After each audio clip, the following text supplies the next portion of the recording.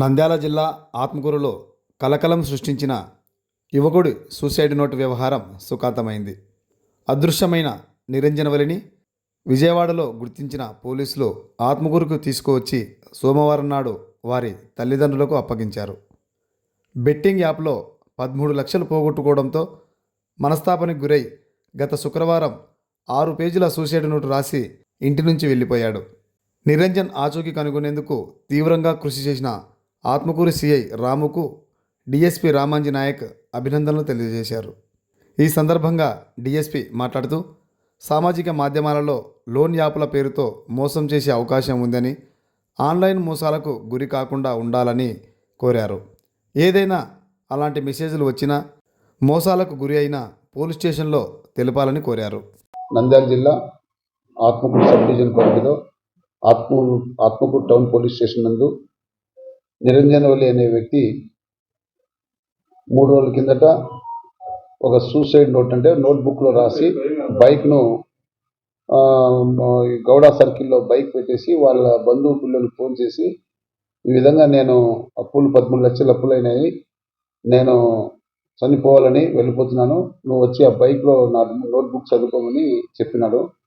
ఆ విషయం వెంటనే మా టౌన్ సిఐ రాముకు తెలిస్తేనే మా సిఐ గారు ఇమ్మీడియట్గా వాళ్ళ ఫాదర్ మహబూబ్ బాషా దగ్గర నుంచి కంప్లైంట్ తీసుకొని మిస్సింగ్ కేసు కట్టి ఒక 5 టీములుగా ఏర్పాటు చేసి సిఐ గారు పర్సనల్గా అన్ని మన చుట్టుపక్కల ప్రాంతాలన్నీ తిరుగుతూ డ్రోన్ కెమెరా ద్వారా కూడా మొత్తం వెల్లుగోడు మండలము, కొత్తపల్లి, పావన్పాడు, ఆత్మకూరు టౌను ఈ చుట్టుపక్కల ఫారెస్ట్ ఏరియా అంతా డ్రోన్ కెమెరాతో కూడా మొత్తం సెర్చ్ చేసినాము. ఆయన ఆచూకీ ఎక్కడ కూడా మనకు లభించలేదు. తర్వాత మా సిఐ గారికి వచ్చిన సమాచారంపై ఇతను విజయవాడకి వెళ్ళిపోయినట్లు, డైలీ మార్నింగ్ అంతా సిటీలో తిరుగుతూ నైట్ టైము ఆర్టీసీ బస్టాండ్లో పండుకునేటట్లు, అట్లే జీవితంపై వింత చేసి ఈ అప్పుల వల్ల చనిపోవాలనే ఉద్దేశంతో కొంచెం నడుచుకొని పోతా ఉంటే ఒక ఆటో తగిలితే కింద పడినట్లు.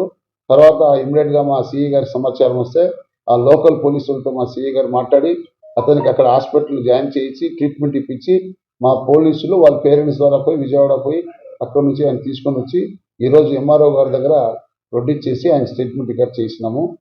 ఇతని హ్యాబీ ఏమంటే ఆన్లైన్ గేమింగ్ అంతా, మొత్తం తల్లిదండ్రుల్ని వేధించడం, అప్పులు చేసుకోవడము, హ్యాపీగా ఉండడం, అప్పు ఎక్కువైపోయిన తర్వాత పేరెంట్స్ పైన ఒత్తిడి పెట్టడం, తర్వాత ఈ విధంగా అప్పులకు కూడా బెదిరించడం, అంటే ఏమని ఇంకా నేను చచ్చిపోతున్నానని.